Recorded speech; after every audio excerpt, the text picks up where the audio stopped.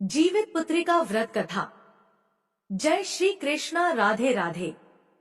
आप सभी माताओं बहनों को जीवित पुत्रिका व्रत की ढेरों शुभकामनाएं। सनातन धर्म में संतान प्राप्ति और उनकी मंगल कामना के लिए कई तरह के व्रत और पर्व का जिक्र किया गया है। इन्हीं में से एक है जीवित पुत्रिका या जितिया पर्व। हिंदू पंचांग के अनुसार प्रत्येक वर्ष आश्विन माह की कृष्ण पक्ष की अष्टमी को जितिया व्रत किया जाता है। हर साल महिलाएं अपनी संतान की सुख समृद्धि और दीर्घायु होने की कामना के साथ ये व्रत रखती हैं। मान्यता है कि जितिया व्रत करने से संतान की उम्र लंबी होती है और उनके जीवन में किसी भी प्रकार की विपदा नहीं आती है।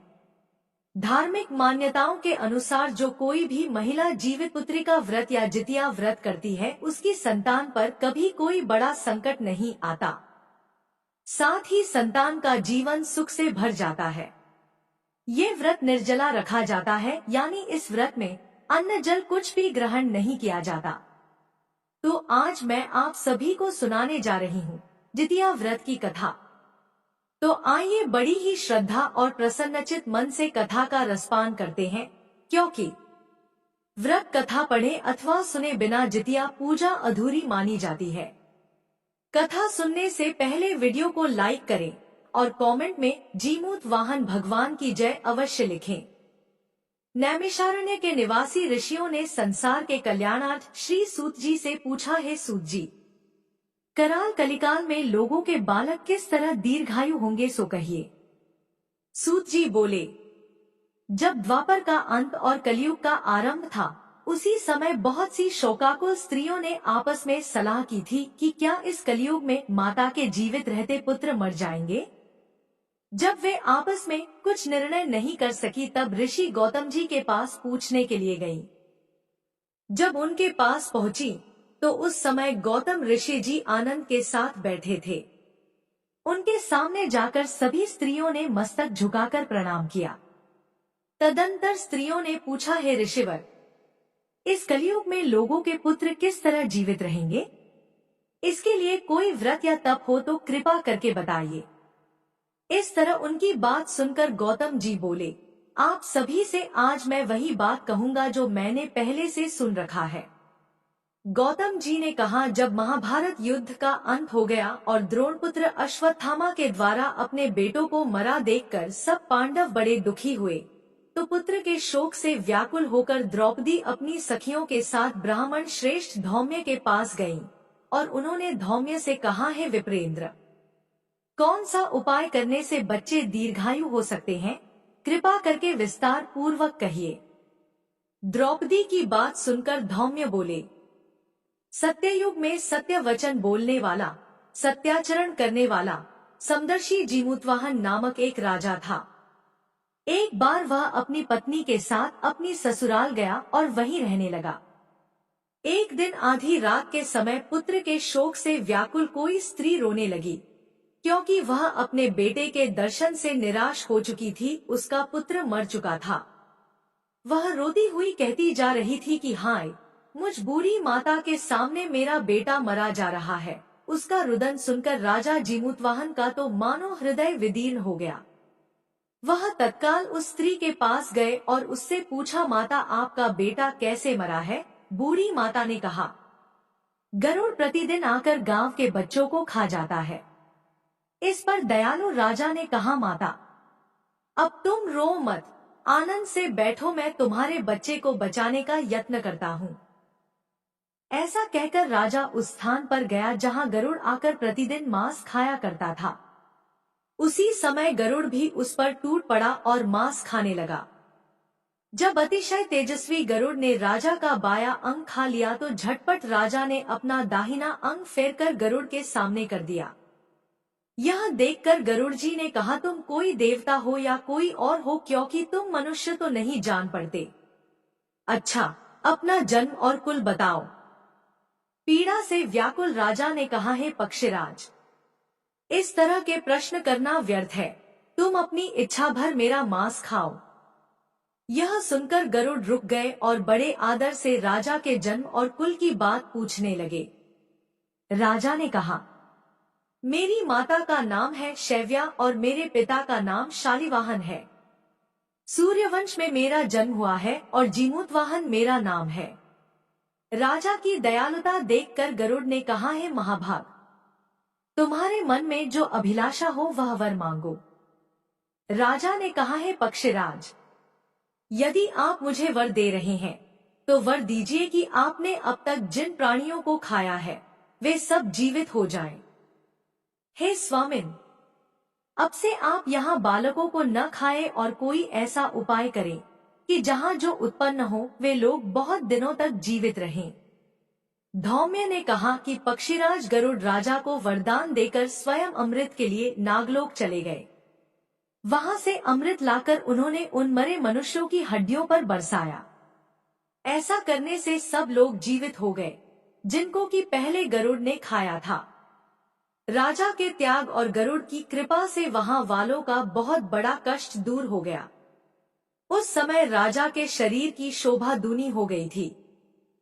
राजा की दयालुता देखकर गरुड़ ने फिर कहा, मैं संसार के कल्याणार्थ एक और वरदान दूंगा। आज आश्विन कृष्ण सप्तमी से रहित शुभ अष्टमी तिथि है। आज ही तुमने यहाँ की प्रजा को जीवन दान दिया है।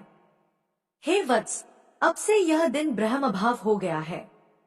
जो मूर्ति भेद से विविध नामों से विख्यात है, वही त्रैलोक्य से पूजित दुर्गा अमृत प्राप्त करने के अर्थ में जीवित पुत्रिका कहलाई है। सो इस तिथि को जो स्त्रियां उस जीवित पुत्रिका की और कुश की आकृति बनाकर तुम्हारी पूजा करेंगी तो दिनोंदिन उनका सौभाग्य बढ़ेगा और वंश की भी बढ़ोतरी होती रहेगी। हे महाभाग, इस विषय में विचार करने की भी आवश्यकता नहीं है। हे राजन, सप्तमी से रहित और उद्यातिथि की अष्टमी को व्रत करें, यानी सप्तमी विद अष्टमी जिस दिन हो उस दिन व्रत न कर शुद्ध कर अष्टमी को व्रत करें और नवमी में पारण करें। यदि इस पर ध्यान न दिया गया तो फल नष्ट हो ही जाएगा और सौभाग्य भी अवश्य नष्ट हो जाएगा। जीमूतवाहन को इस तरह का वरदान देकर गरुड़ वैकुंठ धाम को चले गए और राजा भी अपनी पत्नी के साथ अपने नगर को वापस चले आए। धौम्य द्रौपदी से कहते हैं, हे देवी, मैंने यह अतिशय दुर्लभ व्रत तुमको बताया है। इस व्रत को करने से बच्चे दीर्घायु होते हैं।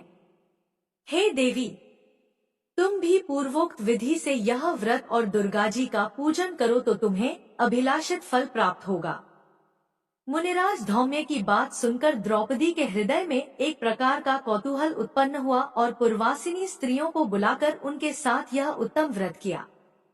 गौतम ऋषि ने कहा, यह व्रत और इसके प्रभाव को किसी एक चील ने सुन लिया और अपनी सखी सियारिन को बतलाया।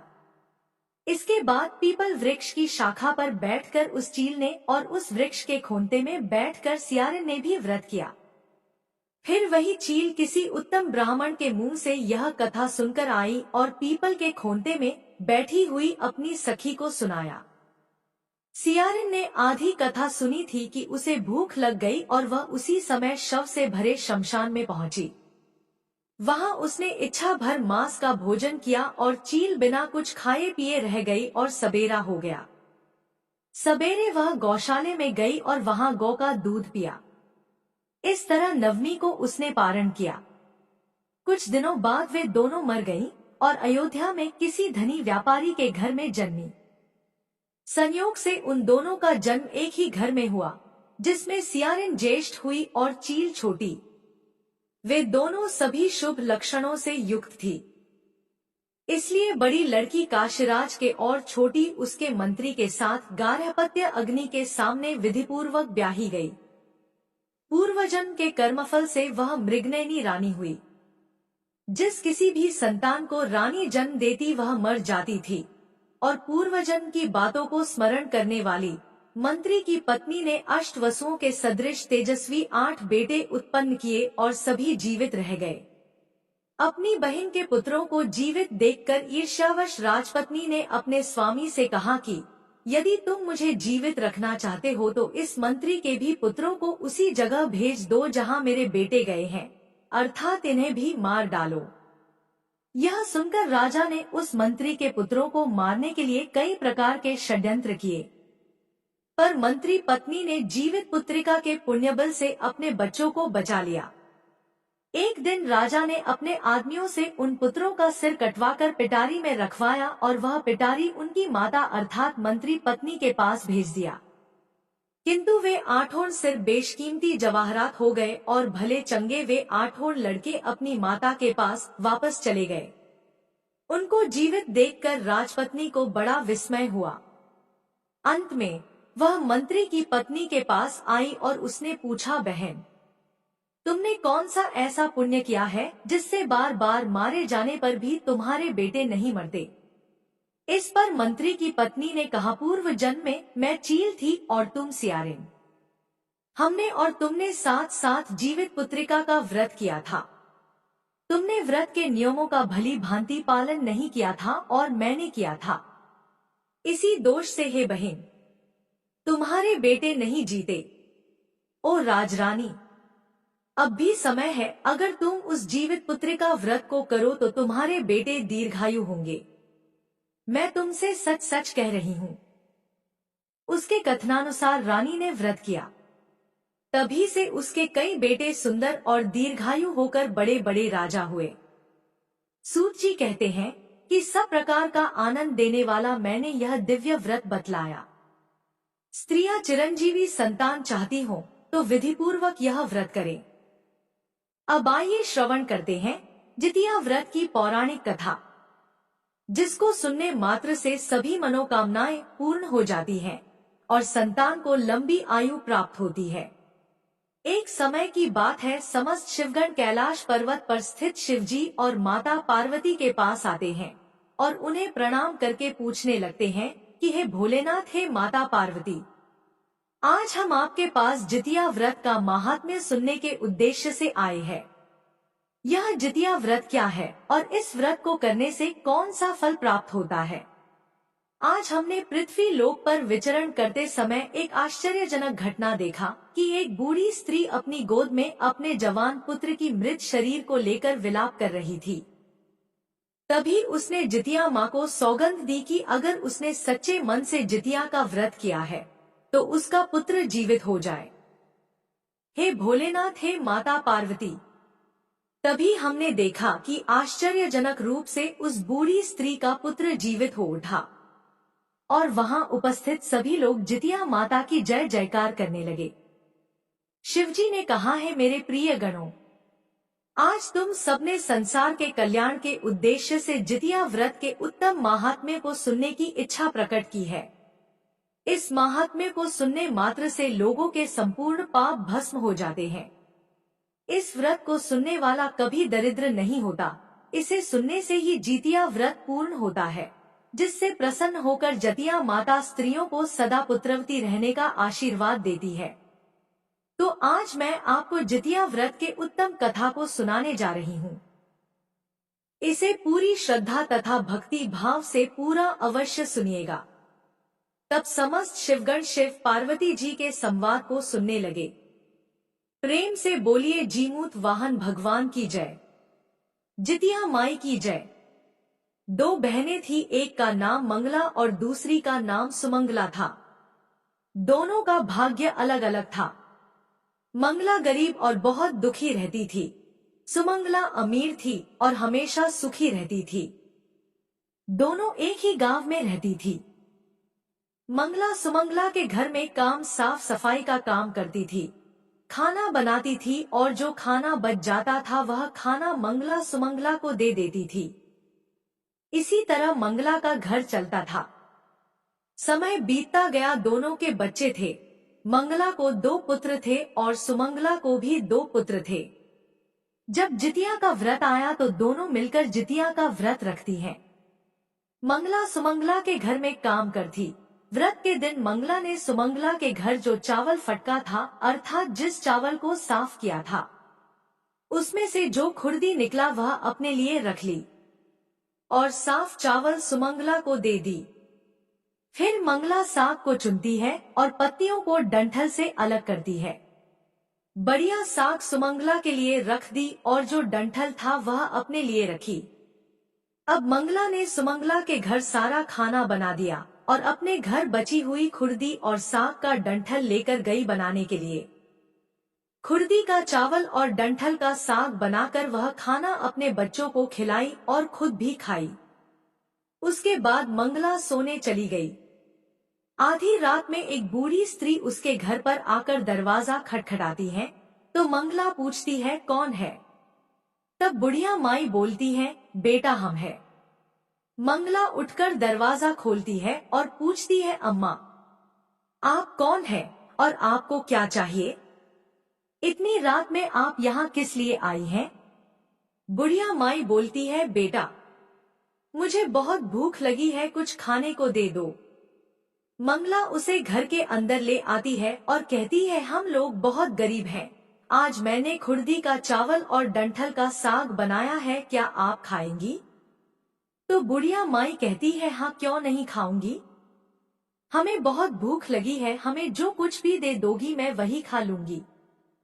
मंगला अंदर जाकर खुर्दी का चावल और डंठल वाला साग लाती है और बूढ़िया माई को खाने के लिए दे देती है। बूढ़ी माई खाना खाने के बाद कहती है, मुझे अच्छे से कुछ दिखाई नहीं देता, इतनी रात के अंधेरे में मैं अपने घर कैसे जाऊंगी? तो मंगला कहती है, कोई बात नहीं, आप यहीं पर सो जाइए, सुबह अपने घर चले जाइएगा। तो बुढ़िया माई मंगला के घर में सो जाती है। थोड़ी देर बाद उठकर बूढ़ी माई बोलती है, बेटा मेरा पेट दर्द हो रहा है, मुझे दीर्घ शंका लगी है, कहाँ करूं? तो मंगला कहती है, मेरे घर में बाथरूम नहीं है, इसीलिए आप उधर कोने में कर लीजिए। बूढ़ी माई पूछती है, बेटा भर भर करे या छर छर करे? मंगला नींद में थी तो वह कहती है, माताजी भर भर कर दो, मैं सुबह साफ कर दूंगी। फिर थोड़ी देर बाद बूढ़ी अम्मा पूछती है कि बेटा मैं अपने हाथ कहाँ साफ करूं? तो मंगला कहती है, आप मेरे सर में अपने हाथ को साफ कर लीजिए। अब जब सुबह होती है तो मंगला को यह सब सपने जैसा लगता है कि सोते समय मुझे कोई सपना आया होगा। वह ज्यादा कुछ नहीं सोची और नदी में नहाने के लिए चली जाती है। जब वह नदी में नहाती है और अपने बाल को धोती है तो उसके बालों से होते हुए जो पानी बहता है वह सोने का पानी होता है। आसपास की सभी महिलाएं यह देखकर चकित हो जाती हैं और कहती है, मंगला तुम्हारे बालों से तो सोने का पानी गिर रहा है, क्या बात है? फिर क्या था, उसे रात की सारी बात याद आ जाती है। वह दौड़कर अपने घर की ओर भागती है, यह सोचकर कि उसका घर दीर्घ शंका से गंदा हुआ होगा, पहले उसको साफ करना होगा। जब वह अपने घर में जाती है तो देखती है कि घर के हर कोने में ढेर सारा सोना बिखरा पड़ा है। यह देखकर मंगला बहुत ही खुश हो जाती है और सोचती है कि जीमूत वाहन भगवान की कृपा से जो मेरे घर रूप धारण करके आए थे और मुझे इतना आशीर्वाद दिया। अब मंगला धनवान हो गई थी। अब मंगला सुमंगला के घर जाना और काम करना बंद कर देती है।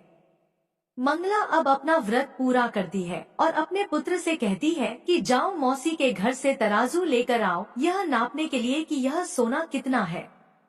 बच्चा बहुत खुशी से सुमंगला मौसी के घर जाता है और तराजू मांगता है। सुमंगला पूछती है कि तराजू से क्या नापना है?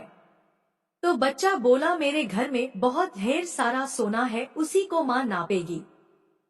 सुमंगला कहती है, खाने के लिए तो तुम्हारे घर कुछ है नहीं और तुम्हारी माँ सोना नापेगी, मुझसे झूठ कहते हो?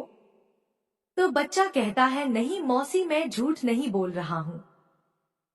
सुमंगला सोचती है कि जब मंगला ने तराजू मांगी है तो कुछ ना कुछ तो जरूर ही नापेगी, इसीलिए वह तराजू के पीछे गोद लगा देती है ताकि मंगला जो भी नापे वह थोड़ा सा इसमें चिपक जाएगा।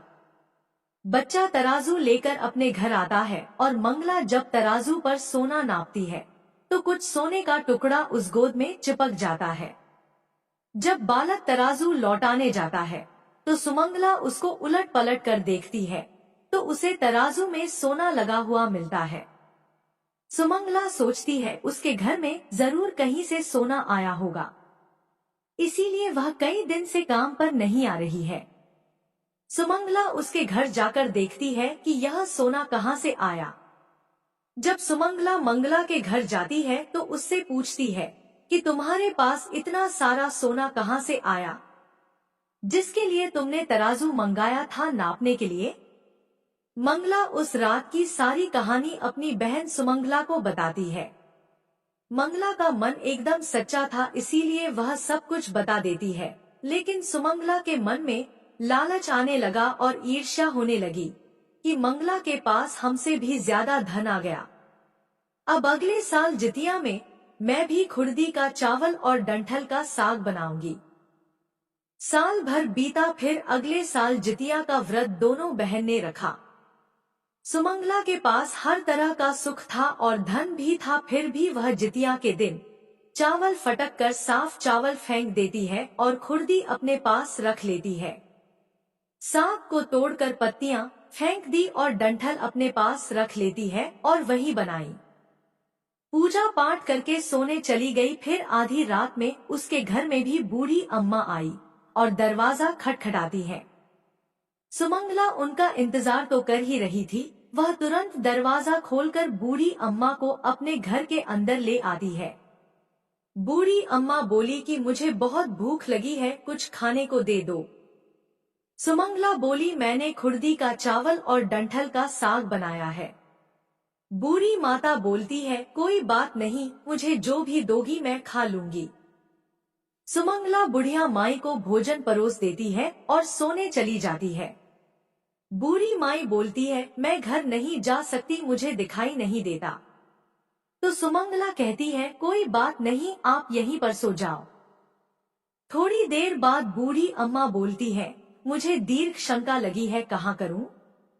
तो सुमंगला कहती है कि वहीं कोने में कर लीजिए। फिर थोड़ी देर बाद बूढ़ी अम्मा पूछती है, भर भर करे या छर छर? इस पर सुमंगला को याद नहीं आता है कि मंगला ने क्या बोला था। तो मंगला बोली, माँ छर छर कर दीजिए। फिर बूढ़ी मैया पूछती है, बेटा मैं अपने हाथ कहाँ साफ करूं? सुमंगला कहती है, मेरे सर में साफ कर लीजिए। बूढ़ी अम्मा अपना हाथ सुमंगला के सर में साफ कर लेती है। जब सुमंगला सुबह उठती है तो उसका पूरा घर गंदगी से भरा पड़ा था और उसके बाल में भी बहुत गंदगी लगी होती है। यह देखकर सुमंगला बहुत दुखी हो जाती है और उसे बहुत गुस्सा आता है। वह अपनी बहन मंगला को बुलाती है और उस पर गुस्सा करती है कि तुमने हमसे झूठ कहा और मेरा पूरा घर गंदा करवा दिया। तो मंगला पूछती है कि तुमने क्या कहा था, भड़ भड़ या छर छर? तो सुमंगला कहती है, मैं तो छर छर बोली थी। तो मंगला कहती है, यहीं पर तो तुमने गलती कर दी और तुम्हारे पास तो सब कुछ था, किसी चीज की कमी नहीं थी, फिर भी तुमने लालच किया। मेरे पास तो कुछ भी नहीं था, तुम्हारे पास तो सब कुछ था। तुम्हारे घर जीमूत वाहन भगवान भेस बदल कर आए, लेकिन फिर भी तुमने उन्हें अच्छा खाना नहीं परोसा। मेरे पास तो कुछ भी नहीं था, इसीलिए मैं उन्हें खुर्दी का चावल और साग का डंठल परोसा था। तुमने अपने घर आए भगवान का अपमान किया। सब कुछ रहते हुए भी तुमने साग और भात खिलाया। तुम्हारे पास सब कुछ होते हुए भी तुम्हें लालच नहीं करना चाहिए था, इसीलिए तुम्हारे साथ बुरा हुआ है। सुमंगला को अपनी गलती का पछतावा हुआ और वह दुखी मन से अपने घर चली गई। जैसा उसने किया वैसा उसने फल पाया। प्रेम से बोलिए, जय हो जितिया माता। हे जीमूत वाहन भगवान, जिस प्रकार आपने मंगला को दिया उस प्रकार सबको देना। जिस प्रकार आपने सुमंगला को दिया वैसा किसी को मत देना। कहानी कहने वाले, सुनने वाले तथा हुंकार भरने वाले को पुत्र, धन तथा सुख शांति प्रदान करना। बोलिए जीमूत वाहन भगवान की।